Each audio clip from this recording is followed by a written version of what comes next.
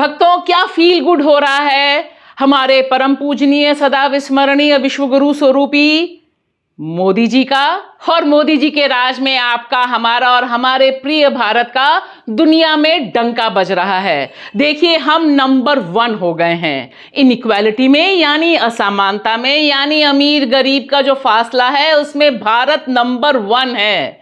और जिस तरह से वर्ल्ड इनइक्वालिटी लैब 2026 की जो रिपोर्ट आई है उससे पता चलता है कि भारत में मोदी जी का राज यानी अमीरों का राज है। मोदी जी की सरकार यानी अमीरों की सरकार है। और इसे कहने बताने के लिए वर्ल्ड इनइक्वालिटी लैब की रिपोर्ट की जरूरत नहीं है ना। फील गुड करने वाली बात, 2025 खत्म हो रहा है और भारत में अमीर गरीब का सबसे बड़ा डिफरेंस है इस समय।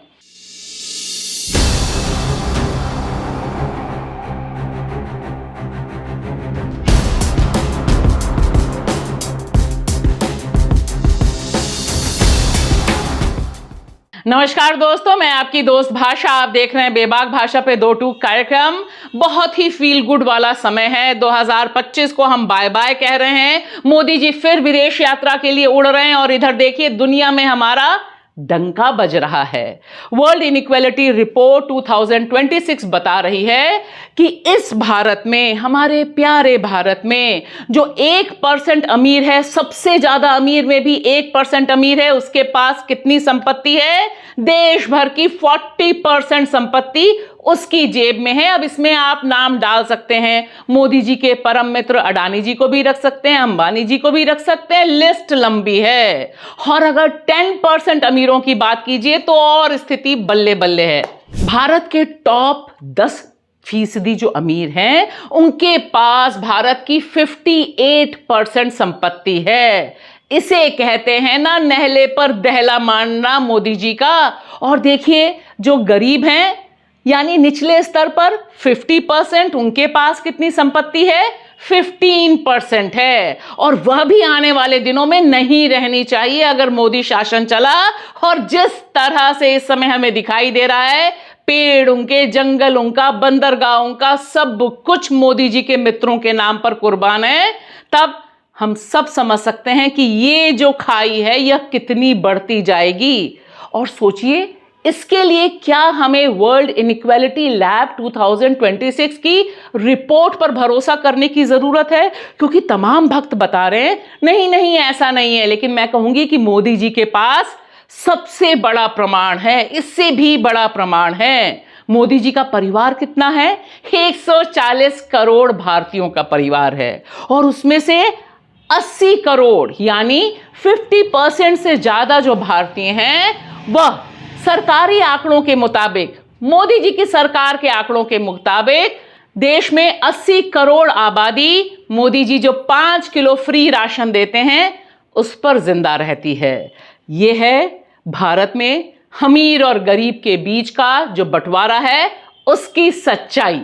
और मोदी जी के शासनकाल में एक तरफ 80 करोड़ 5 किलो फ्री राशन पर जिंदा हैं, और महाराष्ट्र में जहां डबल इंजन की सरकार है वहां पहले 9 महीनों में कितने किसानों ने आत्महत्या की? 781 किसानों ने आत्महत्या की। पूरे देश में भी हाल बहुत बर्बाद है किसानों का। और इसकी तस्वीर देखनी हो तो देखिए ना, बस दिल्ली से कुछ किलोमीटर दूर राजस्थान में हनुमानगढ़ में किसान किस तरह से प्रोटेस्ट कर रहे हैं, किस तरह से उन पे लाठीचार्ज चल रहा है, और किस तरह से वे एशिया की सबसे बड़ी जो एथेनॉल फैक्ट्री है उसके खिलाफ उन्होंने मोर्चा खोल रखा है। क्योंकि उन्हें डर है कि उनका हाल उसी तरह से बदहाल ना हो जाए जैसे छत्तीसगढ़ में हो गया है, या जैसे मध्य प्रदेश के सिंगरौली में हो गया है, जहां ना उनके पेड़ रह गए हैं ना उनकी जमीन रह गई है।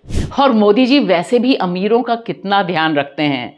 जिस देश में किसान आत्महत्या कर रहे हैं, उनकी कर्ज माफी की मांग चल रही है, वह कर्ज तो माफ कर रहे हैं लेकिन अपने उद्योगपति दोस्तों की कर रहे हैं। 6.15 लाख करोड़ रुपए का कर्जा उन्होंने माफ किया है, और यह उन्होंने खुद संसद को बताया है। देखिए ना, क्या फील गुड है। वैसे भी सोचिए ना, भारत में जो अच्छे दिन आए हैं वह क्या रिकॉर्ड तोड़ रहे हैं।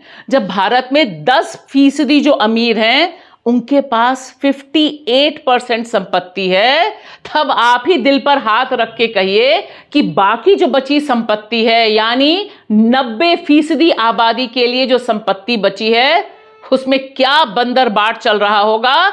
इसका अंदाजा किसी बाहर की एजेंसी को लगाने की क्या जरूरत है। हम सब तो रोज ही इसे देख रहे हैं, लेकिन तब भी चारों तरफ खबरें एक ही ढंग की आती हैं कि मोदी जी हैं तो मुमकिन है, मोदी जी है तो कितनी रिकॉर्ड तोड़ बेरोजगारी है। और महिलाओं की हालत तो और ज्यादा अच्छी है। जो मनुवाद रिटर्न हो रहा है, जो मनुस्मृति पढ़ाई जा रही है, उसका सीधा असर महिला रोजगार पर पड़ा है। महिला लेबर फोर्स कितनी है पता है आपको?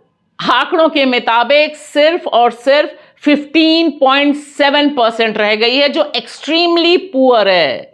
इतने अच्छे दिन ला दिए हैं मोदी जी ने कि ये जो सारे आंकड़े हैं बता रहे हैं कि विकास कहां गया है, और विकास को खोजने के लिए बार बार मोदी जी को विदेश क्यों जाना पड़ता है, क्योंकि देश में रहने का उनका मन नहीं करता है ना।